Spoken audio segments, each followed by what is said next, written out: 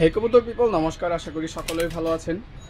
আর এই video start করতে করতে আমার কাজের কাজ হয়ে গেছে, দারুণ।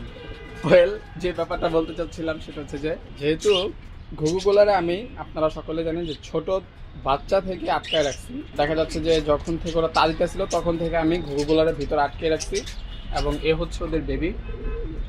অনেক বড় হয়ে গেছে, ওরা এখন নিজেরা খাবারের সামনে যায়, খাওয়ার চেষ্টা করে। তো হোপফুলি আর 3 থেকে 4 দিনের ভিতরে ওরা খাবার খাওয়া স্টার্ট করবে। ওকে, বাট এইখানে যেটা হয়েছে, আমি লাস্ট 3 দিন ধরে ওদেরকে খাবারের পাত্রে খাবার দিতেছে এবং জল দিতেছে, বাট আমি কিন্তু সামনাসামনি সরাসরি দেখতেছি না যে ওরা খাচ্ছে কি খাচ্ছে না। হ্যাঁ, এ হচ্ছে জল এবং এ হচ্ছে খাবার। খাবার দিলে আমি পরের দিন এসে দেখি যে ফুলফিল নাই এবং বাচ্চার পেটে খাবার থাকে। তো যেহেতু বাচ্চাগুলা মালসা থেকে কন্টিনিউ নিচে নামে স্টার্ট করছে এবং পুরো খাঁচা ঘুরে এটা আমি দেখছি, বাট আমি একটাবারও খেয়াল করি নাই যে বাচ্চাগুলো এখান থেকে নিজে খাবার এসে ঠুকুর দেয় কিনা। ঠিক আছে, তো ওই কারণে মোটামুটি যেহেতু কবুতরগুলা সেকেন্ড টাইম ব্রিডিংয়ের প্রস্তুতি নিচ্ছে এবং ডিম দিয়ে দিচ্ছে কম বেশি, যেমন গোল্লা জোড়া ডিম দিয়ে দিচ্ছে, আর এই জোড়া তো অনেক আগেই ডিম দিয়ে দিচ্ছে, এখন হুচু পুচু। আর হচ্ছে ওদের জোড়া, গিরিবাজের জোড়া, আর হচ্ছে যে এই সবজি জোড়ার বাচ্চাগুলো যদি আমি সরাই দিই, ওই ক্ষেত্রে আমি দেখছি, অনেকবারই দেখছি ওদের সিমটম বলতেছে যে ওরা মানে ডিম দেওয়ার প্রস্তুতি নিতেছে, বাচ্চাগুলোর অনেক সময় মালসা থেকে নামিয়ে দিতেছে। তো এই কারণে আজকে আমি যেটা করব সেটা হচ্ছে যে খাঁচাটা আটকে দিলাম। ভিডিওর শুরুতে আমি ভাবছিলাম আমার খুব হ্যাসেল, মানে ভোগান্তিতে পড়তে হবে কবুতরগুলোরে ধরতে, কেননা সবজি কবুতরের ভিতরে ঝাল্লাই কবুতরের একটা ব্যাপার স্যাপার আছে। মানে অন্যান্য কবুতর যতটা মিশুক এরকম, যেমন ধরলে ভয়টা কম পায়, বাট ওদের ধারে কাছে গেলে একটু বেশি পরিমাণ ছোটাছুটি করে। যদিও ওরা ভয় পায় না আমারে, বাট চাঞ্চলতার যে ব্যাপারটা ওইটা অতিরিক্ত পরিমাণ ওদের ভিতরে। তো ওই কারণে আমি ইজিলি ঢোকা ফেলতে পারছি, এটা খুবই দারুণ লাগছে আমার কাছে। তো এখন যে কাজটা করবো, কালকের কিছু খাবার এখানে আমার কাছে ছিল, এই খাবারটা একটা কাজ করি, আমি এইখানে এই খাবারটা দিয়ে দিলাম পুরোপুরি। ঠিক আছে, পুরোপুরি দিয়ে দিলাম। এখন দেখা যাক যে বাচ্চাগুলো এসে খায় কিনা। বাচ্চাগুলো এসে যদি খায় তাহলে আমার প্যারা কমে গেছে। হোপফুলি খাবে, তো শিওর এই সপ্তাহের ভিতরেই খাবে, 4 থেকে 5 দিনের ভিতরেই খাবে, কেননা ওদের যে সাইজ হয়েছে খাওয়া শিখে যাওয়ার কথা। ঠিক আছে, বাট আমি যেহেতু 3 দিন ধরে দিতেছি এখানে, তো ফুল ওই কারণে শিখতেছে না, এই হচ্ছে ব্যাপার। আর এখানে সব কবুতর চলে আসছে অলরেডি খাবার খাওয়ার জন্য। তো দেখা যাক, আমি দূর থেকে অবজারভেশন করব যে বাচ্চাগুলো নিচে এসে খাবার খায় কিনা।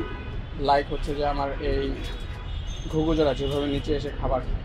তো যেহেতু লফটে এখানে রেখে দিয়েছিলাম, কালকে আমার আর নিয়ে যেতে খেয়াল নাই, তো এখন বেশি করে খাবার নিয়ে আসে এবং কবুতরগুলোরে খাবার দিই এবং লাস্ট পর্যন্ত ওয়েট করে দেখি যে ওরা নিজে খাবার এসে খায় কিনা।